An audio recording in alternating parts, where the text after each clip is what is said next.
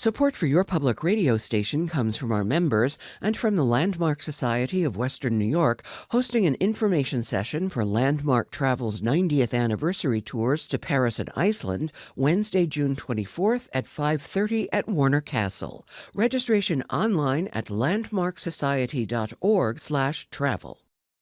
From WXXI News, this is Connections. I'm Evan Dawson. Our connection this hour was made when a man signed up for a subscription. The year was 1790.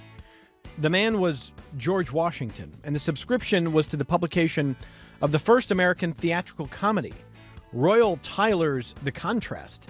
The play was first staged in 1787, and experts say it was a landmark in the emerging popular culture in the United States. The farcical take on American values helped shape Americans' ideas of themselves and their nation.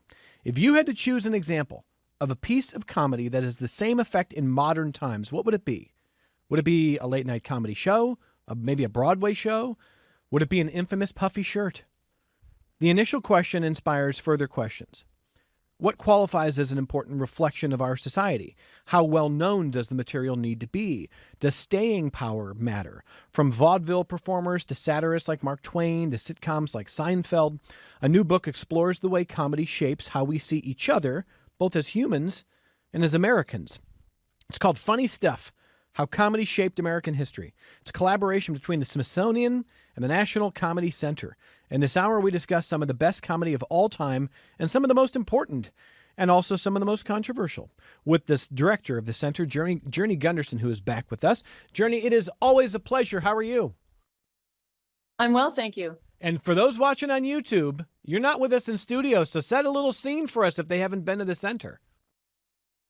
Yes, I am within the National Comedy Center. I'm in an exhibit called the Comedy Continuum. It's a massive radar touch interface that's kind of like the game 6 Degrees of Kevin Bacon on steroids in comedy. It's about all of the ways comedic contributors and creatives are connected via their work throughout comedy history. Well, we're going to talk later this hour about some things that you have coming up, some things happening this summer, but we're going to start with the book. Again, it's Funny Stuff: How Comedy Shaped American History. How did this come together with you guys in the Smithsonian? Well, for most of American history, comedy has been this cultural force, but never really a part of the public record, a part of the official record of history. And we like to say that you can really understand the mood in the room about what was transpiring through its comedy. It's how we understand ourselves. And so this book is part of a larger effort to change that comedy was really never part of the historical record on things. And we and the Smithsonian have been talking for years about our respective collections. And a member of the Smithsonian's team came and toured, and it was hatched there that we should collaborate on this contribution to describing our history through jokes and through comedy. And the book, we're going to kind of work through parts of the book here because there's 4 main sections here. And one thing that our team was talking about is that this is not a chronological history of comedy. This is not the history of comedy from the first joke. It groups things thematically in comedy. So you might read about Amos and Andy, the Beverly Hillbillies, and Tootsie in the same section. So the sections are: comedy shapes how we see each other, comedy creates American identity, comedy provokes conversations, comedy breaks the mold. So I want to start with how comedy shapes how we see each other. And really, in many ways, that is for good and for ill. The book talks about, for example, the Petroleum Vesuvius Nasby is a story of caricaturing a type of Northerner who sympathized with the Confederacy. The book takes on minstrelry and the effect of the view of black people, Jim Crow, and segregation. So it certainly is a range, and to me, at least from our perspective, you didn't flinch at looking at how maybe the full spectrum there. Is that fair? Yeah, and I think as a museum, it's our job to put things into context and to speak to the generations who weren't there when it was happening so that they can understand and appreciate it. And so the Petroleum Vesuvius Nasby example reminds me so much of what someone in my age cohort might think of as the Colbert Report. It was fiercely satirizing the Civil War by assuming the role of one's opponent. And Abraham Lincoln took notice and started a correspondence, of course, with the writer, and it was massively distributed. You know, it actually had an impact, and this was in the days before the airwaves could do so quickly. And so it's one of my favorite places to start in just qualifying the title of the book, that comedy has actually shaped American history through this funny stuff. But with blackface and minstrelsy, I think is the actual term there, in comedy, as the book notes here, this had an effect on the way people in this country viewed African Americans, viewed segregation, led to stereotyping about things like intelligence and characteristics. I mean, it's tough to read now, but it's an important part of history of understanding ourselves, I think. Yes, exactly. Comedy reveals the best and the worst of us. It's really, one way to think of it is, it's the most honest historical record there is. Jokes have been the thing that allowed us it gave us permission to challenge assumptions, to express what maybe everybody was thinking but wasn't being printed in the news. And so you can understand one's culture best by going through its comedy. You mentioned issues of race.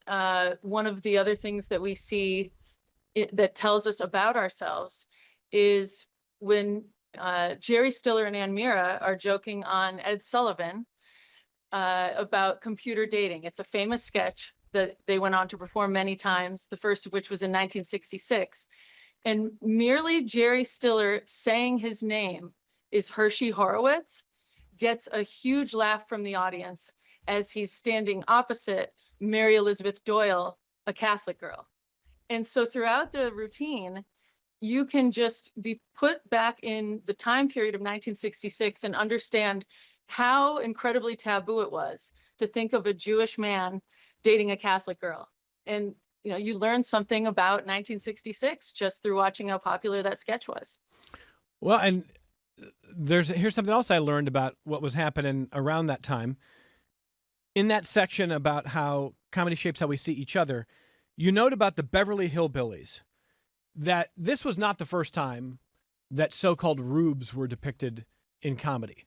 What was interesting about the Beverly Hillbillies is the show revealed wisdom in their characters that some of the wealthy people around them didn't always have. And it created an interesting statement you write in Popular Culture at a time when the president's so-called war on poverty drew national media attention to disadvantaged communities throughout Appalachia and the rural South. What do you think the story of the Beverly Hillbillies really is? It's about the delta in cultural elite and the two coasts and the major metro areas.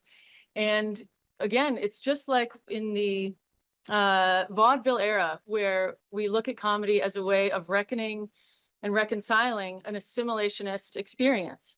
You have a melting pot of cultures, whether it's city and country, whether it's major metro areas and how they think about the rural areas and Appalachia, or whether it's immigrant populations trying to coexist. The comedy is always a way of processing that. And if you can process something through laughter, you can find connection and common ground. I want to ask you about Don Rickles as well, because the book has a section on Don Rickles as an equal opportunity offender. And according to the book, that Rickles' style would inspire not just other stand-up comedians, but also shock jocks and increasingly politicians. But I tend to wonder, Journey, if they're all learning the correct lesson from Don Rickles. I don't know. There's a lot of imitators, but maybe only one Don Rickles. How do you feel about his legacy? I think the fact that Don Rickles left a legacy that it was an honor and that it was the sincerest form of love and flattery to be viciously roasted is a really important lesson that we can all take away. If you can laugh at yourself, if you can take a punch, you're going to be better for it, and you're going to be able to get along with others and see yourself in a more thoughtful way.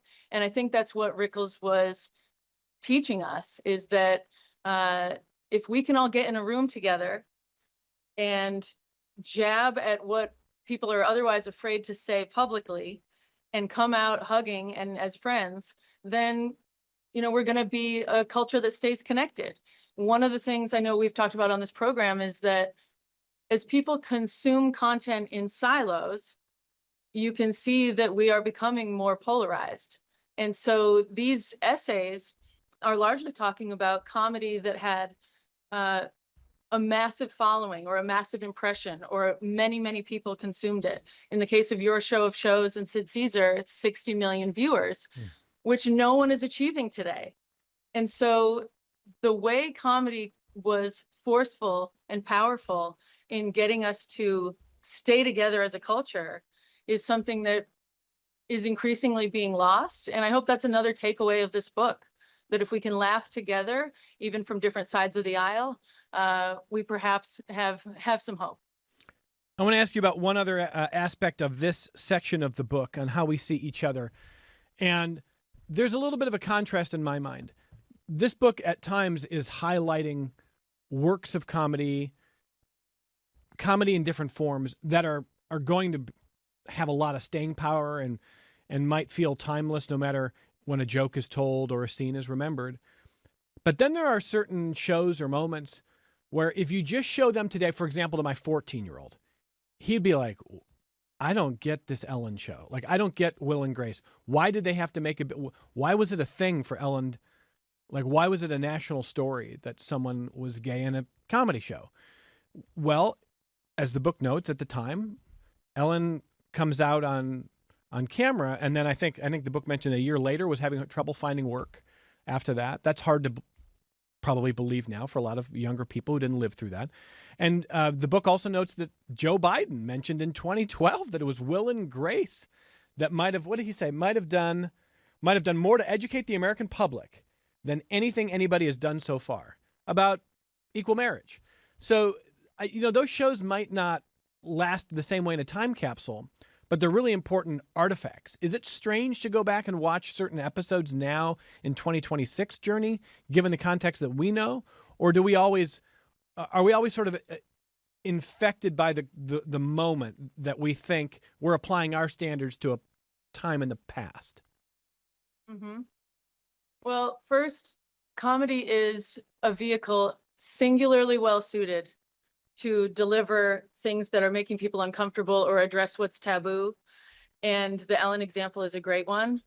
I think that one of the things that we learn from Will and Grace and Ellen that people these days don't appreciate is where this battle took place.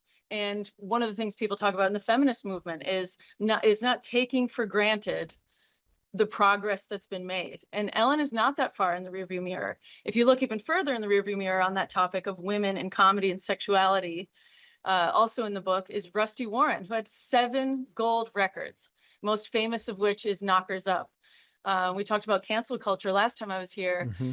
At the peak of her career, at a time post-vaudeville and pre-comedy club, when the supper club circuit was the place to be, she was kind of deemed inappropriate at a certain point, and her career, she wasn't deemed suitable for radio or television. And we have some of the sheet music from the original song Knockers Up in the museum, but people ask, well, why haven't I ever heard of her? And one of the pieces of speculation about why Rusty Warren kind of got erased at a certain point were rumors about her sexuality. And she was a woman who was already in her onstage persona, joking about her sexuality in ways that made people uncomfortable. And then when it was suspected that her offstage persona didn't match that comedy because of how she identified, that kind of ended her career. Yeah, I mean, again, such great history and lessons there. I'm hung up a little bit about something. I'm jumping ahead to the short section you have on the Golden Girls. Because the Golden Girls, as much as it's beloved for Blanche, being the Blanche character, Rose being the lovable ditz, and B. Arthur, and this, the mom who will say anything. The Golden Girls, as a show, addressed a number of really, sometimes difficult topics, including gay culture and homosexuality, pretty far in advance of Ellen and Will and Grace. And going back now, Journey, and seeing some of those episodes where I think it was Blanche with producer Megan Mack. Did Blanche have a gay brother in Golden Girls? Is that what happened? I'm trying to remember. Okay. So, that's a big deal. That's probably in the late 80s, early 90s latest. And they put it right in the show. And frankly, what Blanche says is very loving and very defensive and nurturing. It wasn't just played for laughs. It wasn't just a punchline, but it still takes time. So to your point about comedy being this interesting vehicle, it is really interesting in that way, but it's not like a perfect straight line of what anybody would call progress. I mean, comedy is sometimes reflective of the moment. If I showed my son Ellen, Will and Grace, and that Golden Girls episode, he might feel like the Golden Girls one was the last of the group, but it was the first of the groups. I'm kind of musing on how it's not always a straight line. And I think that's because our progress is not always a straight line. Right? Like often it's 2 steps forward, 1 step back, 1 step forward, 2 steps back. That is reflected in our entertainment and in our comedy because it never is quite a straight line. Joan Rivers, we have 67,000 joke notes of hers spanning the 1950s through 2014. And she was well known as the earliest stand-up to be joking about abortion at a time when you couldn't use the word abortion in polite company. But she would argue that getting people talking about it was one way to help shine light on an issue that was plaguing women and that deserved attention, as uncomfortable as it was. And so there again, you have comedy at the forefront of every progressive social change movement in this country. And to your point, it's not a straight line. How do you think Carol Burnett shaped ideas about women in American society? I think, for one, Carol Burnett, along with Lucille Ball, made it okay to be on screen for being funny and not just for being attractive. The vast majority of inclusion of women in entertainment is as a sex symbol and an object of desire. And so to be funny is to be powerful. You can take back the power in a room if you're the one that can make it laugh. And so every time there's a woman, whether it's Carol Burnett or Lucille Ball, or one of my favorite essays in the book is about Lily Tomlin on Laugh-In, every time a woman does that, it's through comedy claiming some power. And I would say in the case of Lily Tomlin, what I find interesting is the popularity of her characters on Laugh-In. And George Slaughter really introduced American audiences to Lily by believing in her characters when she described no other agent or manager or producer whose office she was walking into was finding her characters funny. He puts her on Laugh-In. She's depicting the characters like Ernestine, the phone operator. But if you look at what she does after that, once she has the power of being a known icon in comedy and people wanting to see her and wanting to listen to her, she comes out with profoundly progressive specials in the 1970s, full-length specials, Lily being one of them. And I don't think you can do that without that foundation. I'm going to hold the book up so people can see and know what we're talking about here. So if you're watching on YouTube, this is the book. It's called Funny Stuff, How Comedy Shaped American History, and it is from the National Comedy Center and the Smithsonian. And our guest this hour, well, she didn't write the whole book, but she seems to know every page of it. Journey Gunderson, the really remarkable guest who has been on a number of times now from the Comedy Center down in Jamestown. We've talked to Journey about the challenge of bringing the world to Jamestown, and I've got family right there in Jamestown. I'm so glad you're doing it. So before we get back to the book, just briefly update people on how things are going at the Comedy Center. It's great. Since I was last with you, we were named the best pop culture museum in the country by USA Today. You heard me mention Stiller and Mira in the context of the book, but also since I was last with you, we announced a major archive acquisition, which is the Jerry Stiller and Ann Mira archives, gifted to us by Ben Stiller. And, that's an extraordinary legacy in comedy and a great example of one that without a museum like this risks being forgotten. Preservation doesn't happen passively. You have to choose to preserve things. And again, to your point about things being so temporal, because comedy is so immediate and so immediately responsive, it's also fleeting and the most vulnerable when we think about preservation and conservation. And so our whole existence as a museum, as a national archive that didn't exist until now, and in doing this book, is to remedy that. The other major acquisition announcement we just made a few weeks ago is, of course, that of the archive of Mel Brooks. Mel has placed his entire career archive with us here in Jamestown, and that allows us to talk about so many things in our comedy consciousness. Of course, his films, but things like The 2,000-Year-Old Man in partnership with Carl Reiner, where it was improv on stage or in albums. We have in that archive, unbelievably, his earliest comedy notebook at the age of 18. He's in World War II, and he's raising morale of fellow troops. And you have a handwritten 18-year-old Mel Brooks little joke notebook, because he knew he had to raise morale and do what he could facing the atrocities of war. And so it allows us, this archive, to kind of chart the course of a guy that changes American history and shows us that comedy is a powerful tool, not just for being cathartic and soothing us in a post-World War II era, but that it's powerful in satirizing the very horrors and atrocities of war that otherwise people, are thinking, should we not even talk about this? So the handwritten lyrics to Springtime for Hitler being on display in the National Archive is significant in showing exactly what you can choose to do with comedy in wielding it. Mel Brooks's archive comprises nearly 150,000 creative and production documents, over 5,000 photographs. But I think those 18-year-old comedy notes in World War II, that is amazing. Did somebody tell you that it was coming? Did his team say, by the way, you're getting this? Or did you guys discover that when you're going through the archive? Mostly the former, because it's a big process. It is 150,000 documents, more than 5,000 photographs, many of which have never been seen. And it's a really personal experience to be going through it with Mel and his team. What's unique about this particular partnership and acquisition is that so often we have made acquisitions after an artist is no longer with us. So it's an archivist's and a storyteller and a curator's dream to be able to ask questions of the subject at the heart of the materials. And, I don't know that it gets more significant than that when it comes to a living legend in comedy. He's going to be 100, turning 100, I think, Mel Brooks. Is that right?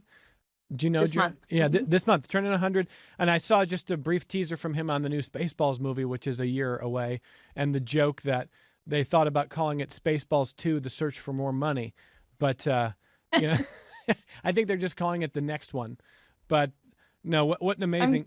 Go ahead, Journey. Yeah, I'm glad you mentioned that, because in reflecting on his work, some people might casually think, oh, it's silly and it's fun, but Spaceballs was kind of satirizing commercialism. Blazing Saddles is satirizing racism. And one of the things that's in the archive is an original cover to that script called Black Bart. That was the original working title. Another version of the Spaceballs script is titled Planet Moron on the cover. And someone asked me if there are, is there a Spaceballs script or is there a Blazing Saddles script in the archive? And the answer is there are many. There are dozens of each, which also pulls back the curtain on the level of precision and honing and iteration that goes into making great comedy. When it comes to things like The History of the World Part 1, that was Mel offering a master class on fearlessly satirizing abuses of power. When you look at the musical numbers on the Spanish Inquisition, for example, you go, this guy is not afraid of any topic, and he's going to teach us something about ourselves. Well, on the subject of all of the honing that goes into the craft, I want to listen to a clip that we have of Jerry Seinfeld talking to Graham Bensinger. Graham has his own interview series, does a great job. And this was 2 years ago on the eve of the release of Jerry Seinfeld's movie Unfrosted. And they were talking about how Jerry Seinfeld views the process of creating a great or even complete bit, a set, a tight five. I want to listen to what he says. I had this amazing bit about weddings. It was like, it was fantastic. It was so long. It covered everything. It was a great bit. And I worked on it. And I love developing and polishing every little detail of a bit. So it takes me forever. Sometimes years. Years. I was talking to Chris Rock yesterday, and he was telling me about his last special. He said, I had 3 jokes in there that I've worked on for over 10 years. And people don't understand that about comedy. What could take 10 years, you know, but it can if you're obsessive and perfectionist. So anyway, so I start into the bit and somebody yells, "Heard it," you know, and that was a tough one. I still think about it. Really? Yeah, it was like, it was mean, it was true, but you know, I think now audiences are a little more sophisticated that, yeah, these are pieces that we work on for months and months and months. You don't do it once and it works. You know, every scene you see in a movie, they did that 18 times. That was the one time it was good. That's what's in the movie. You don't see the other 17. But same with comedy. I've done this bit 100 times and now I've got it right. Journey, I think that just lines up with what you're describing on, is there a Spaceball script? Well, there's multiple. Is there a script on another movie? Well, there's multiple. The honing is what the public doesn't always see, but I think it's fascinating to kind of peel back the onion and hear a master at his craft talking about how he does it. What do you hear there? Exactly. I hear that nobody gets it right on the first try. As Margaret Cho says in our museum, this comedy can't be practiced in front of the mirror. So we talk about the importance of live venues and comedy clubs as the gym. It's absolutely true. Even if you're Jerry Seinfeld, you are pruning a bit and you're making it better, and you don't get to decide. That's another great quote I hear comedians say a lot, is you don't get to decide what's funny. The audience tells you what's funny. And so you have to keep honing that bit in response to them. But in listening to that, I also can't help but think about examples of the flip side in comedy creation that I find astounding. One of them that comes out that the Mel Brooks archive reminds us of, when you look at the papers from the sketch show Your Show of Shows. So after World War II and the Catskills, Mel meets Carl Reiner as they are working on Sid Caesar's Your Show of Shows. For context, if you know Saturday Night Live and other sketch shows, Your Show of Shows was 90 minutes live, weekly, 39 weeks a year. Nobody touches that today. And they didn't get to hone and they didn't get to perfect. They were going on live in front of 60 million viewers. And in the documentary about Mel, you get the sense it almost killed him in terms of the anxiety of that pace. But another of my favorite examples of that in comedy and in this book and in our museum, where you don't get to hone, is Mark Russell. We have his bow tie in the museum. He was known for his iconic bow tie and sitting at his piano. And of course, we're here on public media. So a public media hero in comedy. Mark Russell did specials at a pace of 6 times a year. So, you know, nobody even touches that now with their Netflix specials. No one's doing 6 hours a year that are new. And he did that from 1975 to 2004. So that's just an incredible pace in terms of churning out great specials and great comedy. And it's our job, again, to provide that context. You go, well, wow, Mark Russell was fantastic. But if you don't look at the pace at which things were being churned out, it's hard to appreciate just how fantastic he was. Well, because Seinfeld in that clip with Graham Bensinger talked about all his work to hone a bit on weddings, I got to grab a minute of that just so we can hear a little bit of that. This is Jerry Seinfeld talking about weddings. The idea of marriage was not as disturbing to me as the idea of the wedding. I don't really like weddings. We had a very small wedding. We had like 20 people, little dinner, drinks, glasses, clink, congratulations, good night. Click, click, click. I'm sure there are couples here tonight. Do not woo or say anything. If there's always an engaged couple in any crowd, please just keep it to yourself. Because I have to talk to you privately. No one needs to know that we are communicating about this. But there is something about your wedding that your family will not tell you. Your friends, your closest, dearest friends, they will not tell you either. I might be the only person you know that can tell you the complete, straight up, honest truth, which is this: nobody wants to go to your wedding.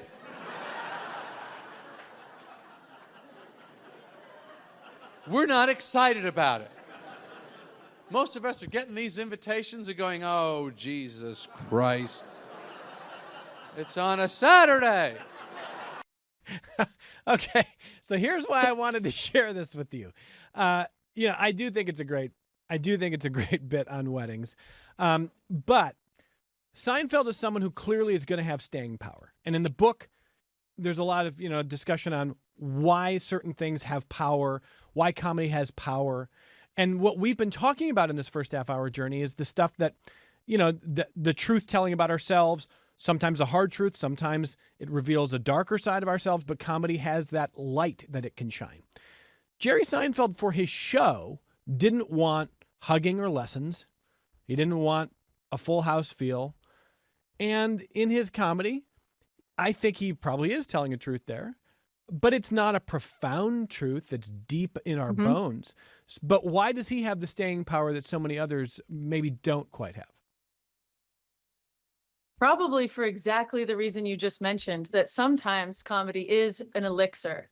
Sometimes comedy's role isn't to be at the forefront of a progressive social change movement. Sometimes it's just to make us laugh. And if you listen to Jerry talk about comedy, he's always been a purist, that he also disseminates it into fewest words possible. And his only goal is making us laugh. He does not necessarily have an agenda in those jokes. And that reminds me of another thing that Mel Brooks says about comedy in the foreword to the book, which is that it's fundamental to American survival. It's what got us through the Great Depression. So sometimes comedy is social commentary on really difficult issues. Other times it's just what's giving us the will to live, and knowing that the smallest smirk is like a glimmer on the horizon after going through something difficult, that there's hope and that you can recover. And laughter teaches us that. And it teaches us that so well because we don't get to choose when we laugh even ourselves.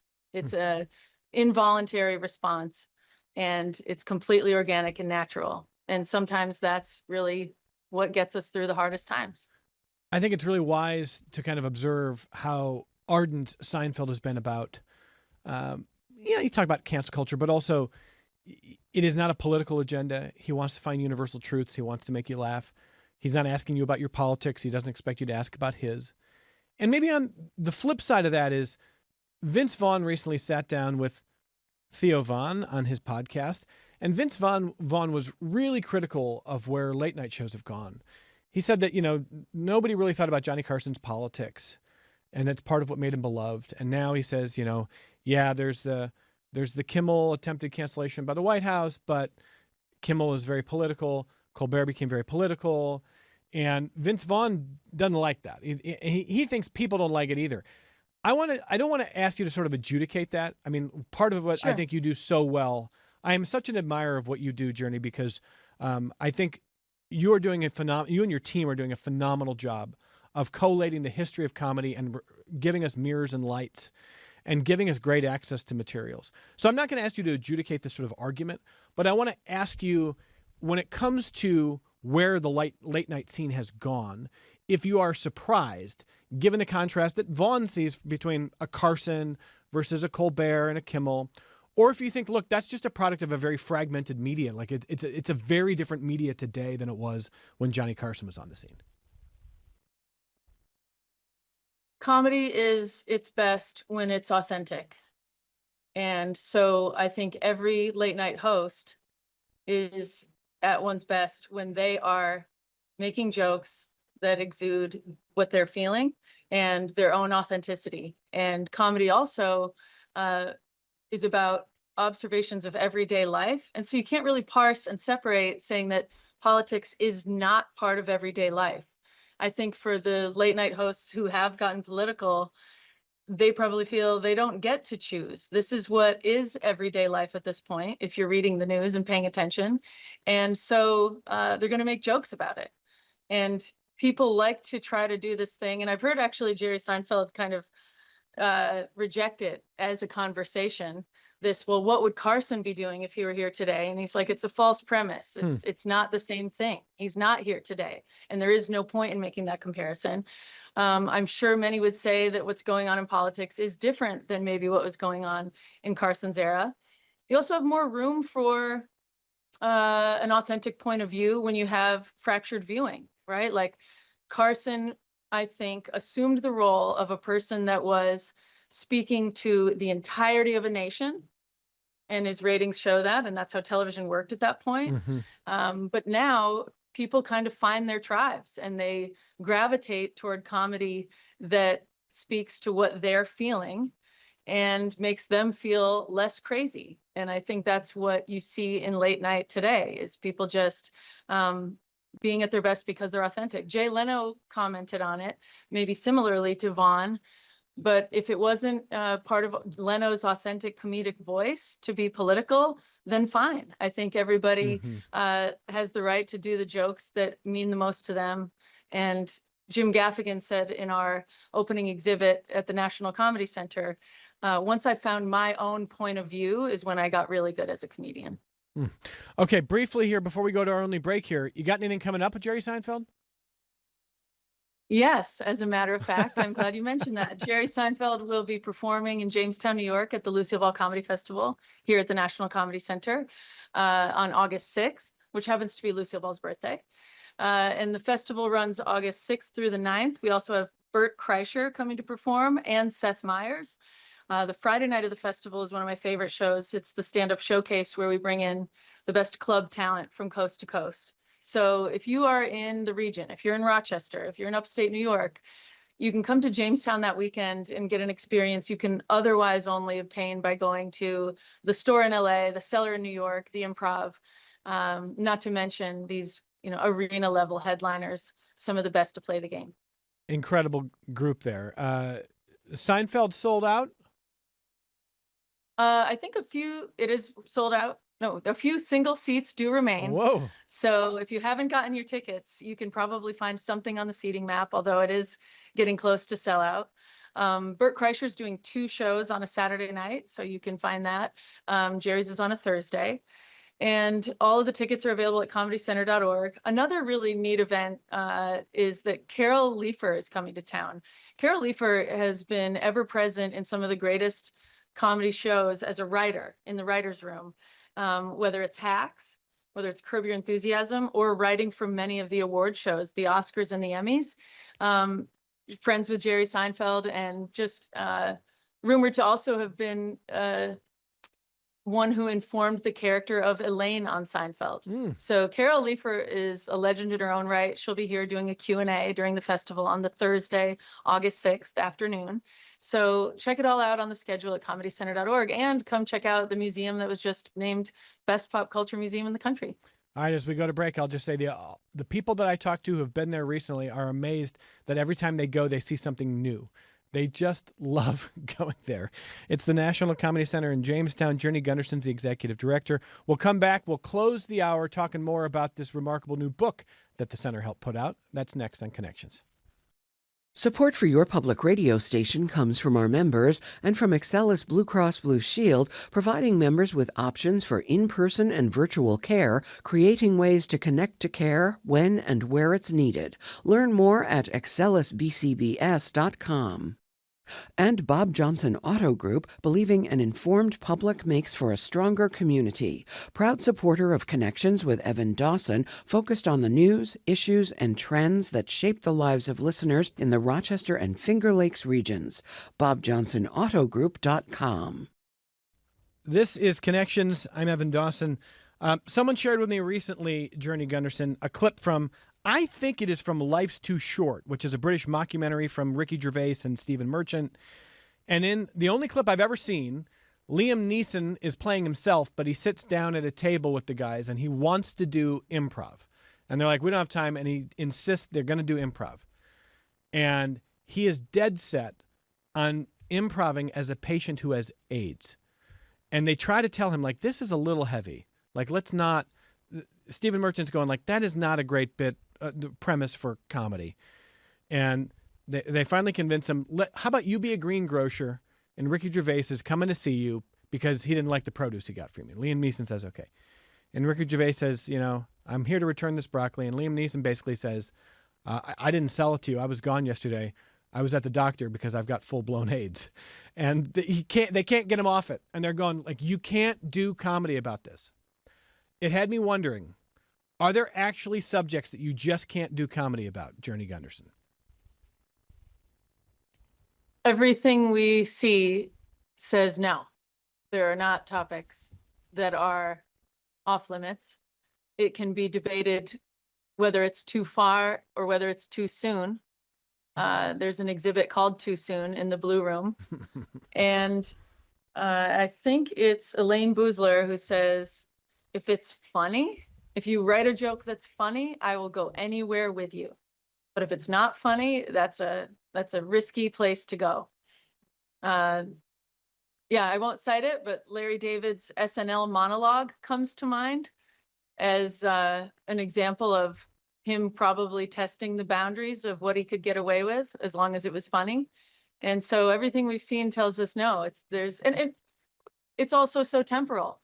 Part of the stories we tell here is about the history of what's considered off limits or too far or taboo throughout our culture, and it changes fast. The fact that Lucille Ball was pregnant as Lucy Ricardo, and they couldn't use the word pregnant on the show, and it was controversial whether to even depict her during her pregnancy, tells you what you need to know about the ever-changing and evolving trajectory of what's too far, too soon, or off limits.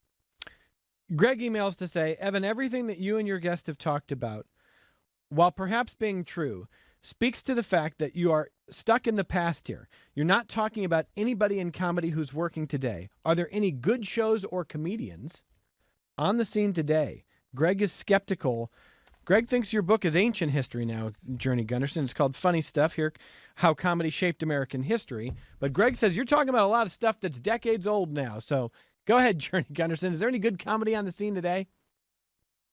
Sure. In fact, one of the essays in the book is about Ali Wong's baby cobra dress.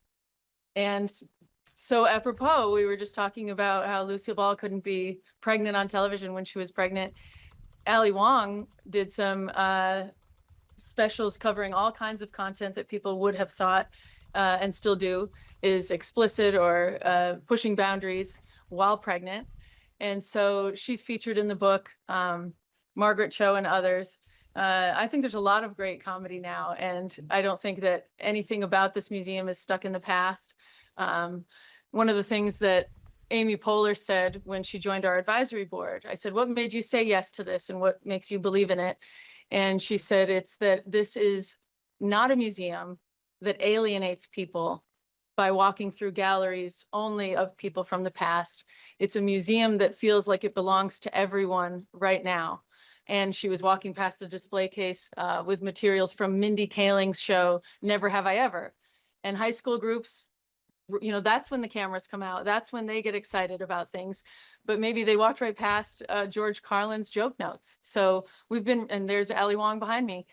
We've done a really intentional job of keeping our finger on the pulse of comedy, because I think you can better appreciate the history if you are juxtaposing it with the present, because those are the shoulders on which the new artists stand, and you can appreciate what Ali Wong is doing, or Amy Schumer is doing, or Nikki Glaser is doing, and when you look at what Rusty Warren did to pave the way. So yes, your listener is correct. We focused a lot in the rearview mirror in this conversation, but the book does anything but. There's so many stories in the book too that give you more of the full picture of someone in comedy. A story about someone like Joan Rivers. This is, I mean, I don't know the Joan Malinsky story here, but it's just one example to me, Journey, of a book that is absolutely, there's no way anybody's going to pick up this book and say, yeah, I knew all this stuff. I already knew all of this stuff. You want to just tell us a little bit of the story of Joan Malinsky and Joan Rivers? Joan Rivers is a person who, actually, I should back up. There are more than 300 artifacts in this book. The essays were written by various people from the Smithsonian Institution and the National Comedy Center. They were edited mainly by Dr. Laura LaPlaca, our Vice President of Archives, and Ryan Lintelman from the Smithsonian. And it's a book that I don't think anyone can read without saying, wow, I learned something. I'm reading some of the notes, the jokes on cards from Joan Rivers. On growing older, she says, I'm getting old. My birth control pills are prune flavored. And on the subject of can we talk, I think it was on my honeymoon that I developed the line, can we talk? I just love the fact that you guys can collect actual jokes and process notes. You know, Seinfeld was talking about sometimes it's one word that will take years to get. Chris Rock was saying the same thing. Do you think there's almost a lyricism or a musicality to comedy, or even like a poetry to comedy in terms of the beats of a line, the syllables in a joke? Yes, absolutely. So many comedians have been drummers, for example, Jon Stewart among them. I went to an event during Netflix's A Joke Festival, and it was the Night of Too Many Stars, presented by Rob and Michelle Smigel. And if you don't know about Smigel, look him up because he's had his hands in some of the greatest comedy in our consciousness today. But the show opened with Jimmy Kimmel on sax clarinet, Jon Stewart on drums, and Conan on guitar. And they sounded pretty good doing a White Stripes song. And they came out and they were dubbed a band called the Very White Stripes. But it did make me think about how understanding rhythms and cadence is absolutely successful comedy, a key to successful comedy. I love it when a joke gets in your head, and often it's because of how perfectly told it is, how the timing just can stay with you, just probably it probably elevates the joke beyond just what it is on paper. Jen writes to say, I haven't seen Blazing Saddles that you and your guest talked about, but I've heard it is a very racist movie. Can your guest comment on that? Now, you said, Journey, that it was meant to, well, go ahead. Jen wants to know, is it racist? I'm so glad your listener asked this, because we've just been talking about this. Mel Brooks was actually among the first to point out the ridiculousness of racism. So that is a massively important distinction. When you hear that it was a racist movie, you have to A, think about the time period in which it came out, and B, ask yourself, who is the butt of the joke? And throughout that film, what Mel is doing is pointing out the ridiculousness and the prevalence of racism. And that's just a really important distinction to make when it's easy in 2026 to ask, does this hold up and is this okay? Is that the standard you'd give to something like Family Guy? I mean, I think, I'm trying to remember, I think Seth MacFarlane has said, we wouldn't include a joke unless we could defend it in terms, some kind of explanation like what you just described. I think that's what he has said. Is that how you feel about something like Family Guy? Yes, absolutely. And I mean, you even see that in network television like The Office. You know, they're depicting what are HR incidents. And Michael Scott is playing the bumbling, oblivious, and offensive guy in charge. And so the fact that he is the butt of the joke in those scenes is key. It's really key to think about intent with a joke. And I think, you know, again, rather than all of our comedy pretend that there isn't bigotry and isn't sexism and isn't racism. Sometimes it takes a nuance to appreciate what you're seeing, but you have to think about the fact that it's pulling back the curtain and shining a light on something that's going on anyway. And if we can laugh at those who are the perpetrators of it, that's important. And often to depict a perpetrator of anything, including racism, you have to show some racism happening to depict the lesson. All right, as we close here, where do you want people to pick up this book, Journey? You can get it by going to comedycenter.org. You can get it in the gift shop here at the National Comedy Center. It's also available from most of the major retailers online. But if you want to support a nonprofit 501c3, then you can get it from the National Comedy Center. And online, where are you? Once again, the website? comedycenter.org. Now listen, Journey's been on a couple of times here, and we're pretty effusive in our praise for the Comedy Center, but it is well earned. I've been there myself, and I wouldn't be saying such nice things if I didn't think it was important, because this is a really, really remarkable thing to have in our region. And Journey, you guys are working really, really hard. The book's awesome. Thank you for the work that you're doing. Have fun with it. And there's always something in comedy, contrary to Greg's email, that is current and in the headlines, and we're going to ask you back soon, and I look forward to our next conversation. Okay, thanks for having me. Journey Gunderson, Executive Director of the National Comedy Center. Funny Stuff is the book, How Comedy Shaped American History. It's from the Comedy Center and the Smithsonian Institution. From all of us at Connections, thanks for being with us on our various platforms, wherever you're finding us. We got a big week here. We're going to see some people live, if you've got tickets, to the sold-out Antiques Roadshow on Wednesday down at Genesee Village. But if you don't, we're going to have some of the team tomorrow on this program, and we look forward to talking to you then.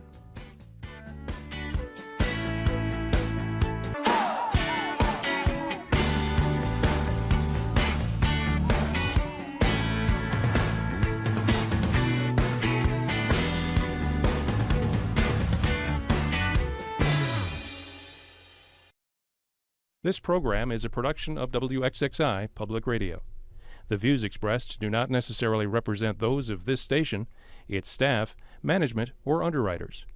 The broadcast is meant for the private use of our audience. Any rebroadcast or use in another medium without express consent of WXXI is strictly prohibited. Connections with Evan Dawson is available as a podcast. Just click on the Connections link at WXXInews.org.